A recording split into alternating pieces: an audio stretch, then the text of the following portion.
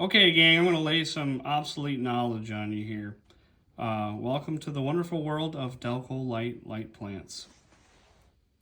So this thing, before the, country bumpkins like me got electrification from the cities, you had to make your own power if you wanted lights. So one of the ways they did that was one of these guys. This is 1920s, mid-20s, 24, 26. Delco-light. Some of you guys may know the name Delco from Delco-Remy, the GM guys.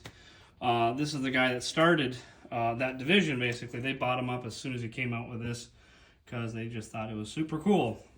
So the way it worked is you had your lights were all battery driven, basically. So they were glass batteries, which are obscenely expensive, so I don't have those. I have an array of those to make 32 volts. So you had 32 volts to run your lights.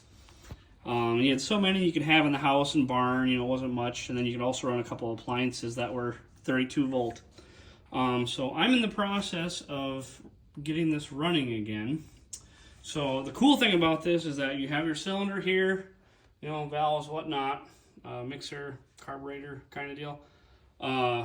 Crankcase, which is also the generator housing. It's all one casting.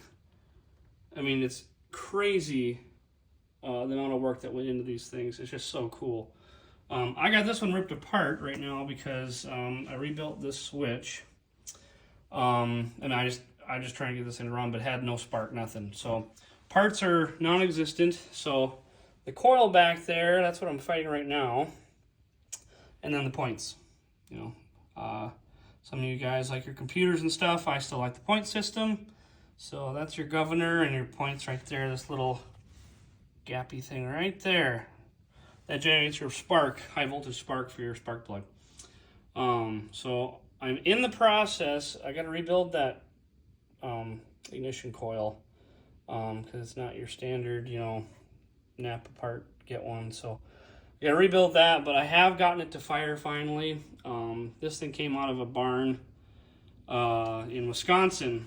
It was still there and they knocked down the building, so they got rid of this thing, so I took it. So you got your fuse, gauge, your main switch, and this thing's pretty neat. It's a starter, but this thing, when the batteries got low, it could start itself and charge batteries, and then, self-going. Use the batteries, you can listen to the radio at night, whatever you wanted. So this is just a little quick video to, set the stage for this project. So I'll keep you informed.